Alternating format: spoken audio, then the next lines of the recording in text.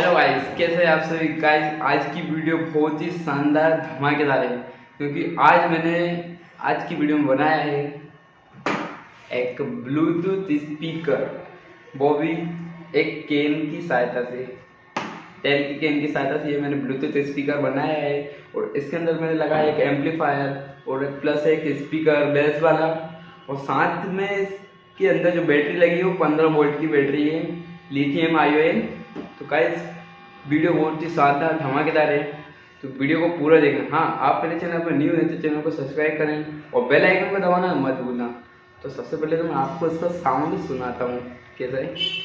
तो हमने इसे ब्लूटूथ से कनेक्ट कर रखा है, तो मैं साउंड चालू करता हूँ।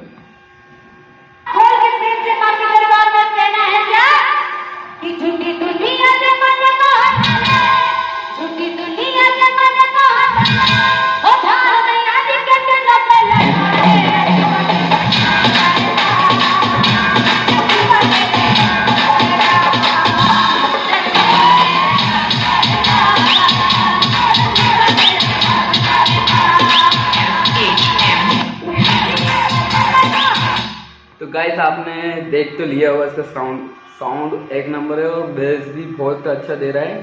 तो गाइस आप भी बना सकते हैं इसे घर पर जुगाड़ कर, यदि आपके पास बेकारी ये स्पीकर रखा हो तो। गाइस प्लीज़ चैनल को सब्सक्राइब भी कर लेना।